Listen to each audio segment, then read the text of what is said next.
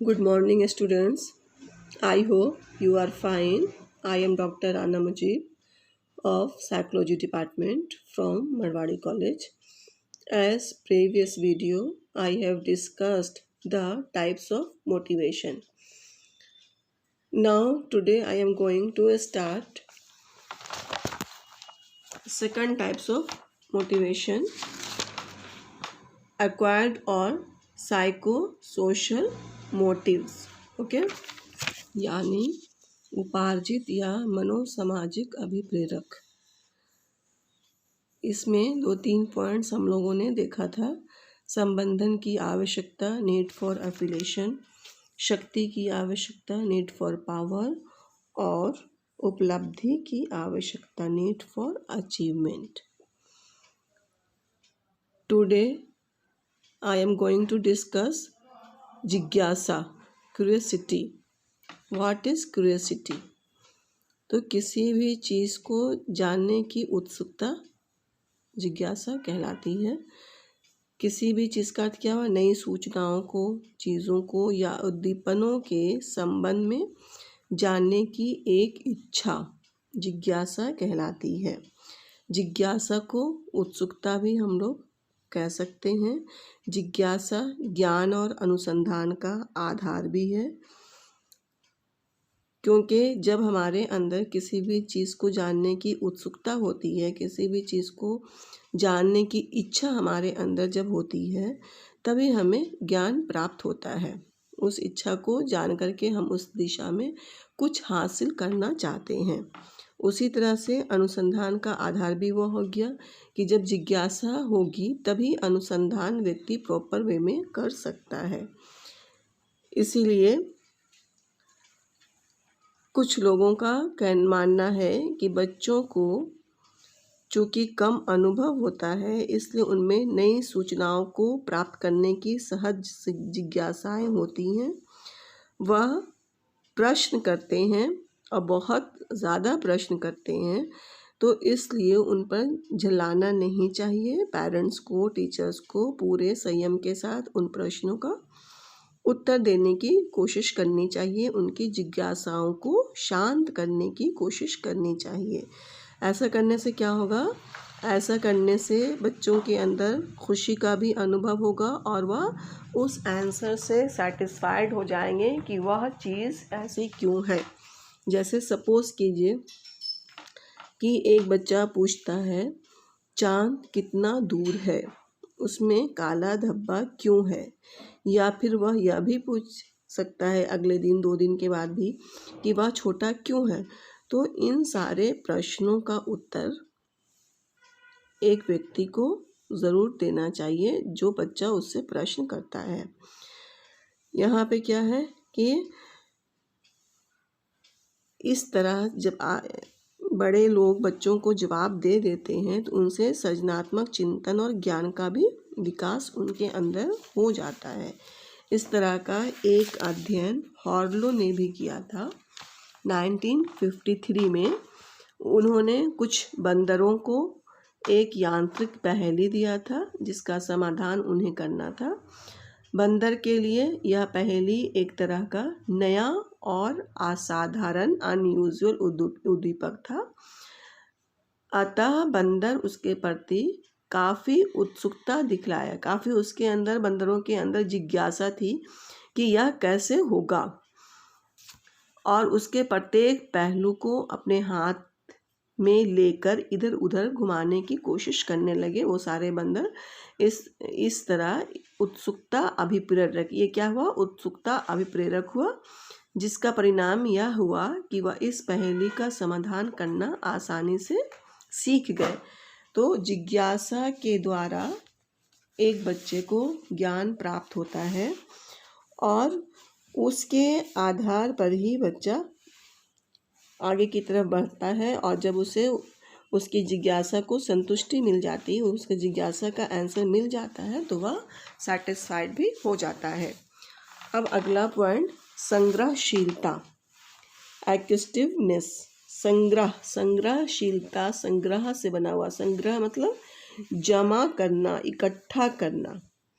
तो व्यक्तियों का भी एक नेचर होता है कि जो चीज़ें उससे अच्छी लगती हैं या जिन चीज़ों की उसे ज़रूरत होती है उस चीज़ को व्यक्ति जमा करके रखता है।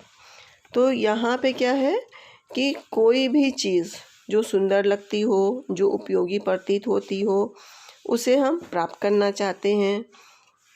मैकडूगल ने भी कहा है कि संग्रहशीलता का अर्थ उस अभिप्रेरक से है जिसके कारण हम उपयोगी या आकर्षक वस्तुओं को प्राप्त कर उन्हें रखने तथा उनकी रक्षा करते हैं। जैसे सपोज़ कीजिए छोटे बच्चे को जो खिलौना अच्छा लगता है, जो बुक अच्छी लगती है, वो उसे अपने पास रखते हैं। उसे इस तरह लेडीज़ में भी देखिएगा जिनको ज़ेवर बहुत पसंद है, वो ज़ेवर जमा कर के रखती हैं। तो संग्रहशीलता का भाव सीखने के फलस्वरूप व्यक्ति में आता है, लेकिन यह हर समाज के हर व्यक्ति के लिए नहीं है। संग्रहशीलता का प्रेरक सभी समाजों के व्यक्तियों में नहीं पाया जाता है। जब व्यक्ति को यह आशंका होती है या डर होता है कि कोई चीज़ उसे नहीं मिलेगी या अमुक वस्तु का अभाव हो गया है, तो वह उसे प्राप्त करने और वंचित करने के लिए प्रेरित हो जाता है।